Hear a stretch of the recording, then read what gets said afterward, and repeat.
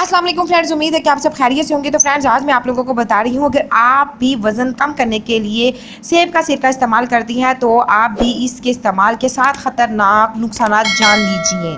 सेब का सिरका हम लोग अक्सर चीज़ों में ज़रूरी इस्तेमाल करते हैं और डॉक्टर्स की हदायत के मुताबिक हम इस सिरके से अपना वज़न भी खूब कम करने की कोशिश करते हैं। कभी इस सिरके की ब्यूटी के लिए इस्तेमाल करते हैं, मगर क्या आप जानते हैं कि इस सिरके के कई नुकसानात भी होते हैं। वैसे तो इसमें विटामिन बी, सी और एसिड्स पाया जाता है जो कि इसकी अफादियत की वजह है, मगर इसमें न्यूट्रिएंट्स के कुछ नुकसानात भी मौजूद होते हैं। नंबर 1, सेब का सिरका खाने से पहले अगर आप इस्तेमाल करें तो ये ना सिर्फ आपके मैदे को ख़राब करता है बल्कि तजाबियत के मसाइल पैदा कर देता है।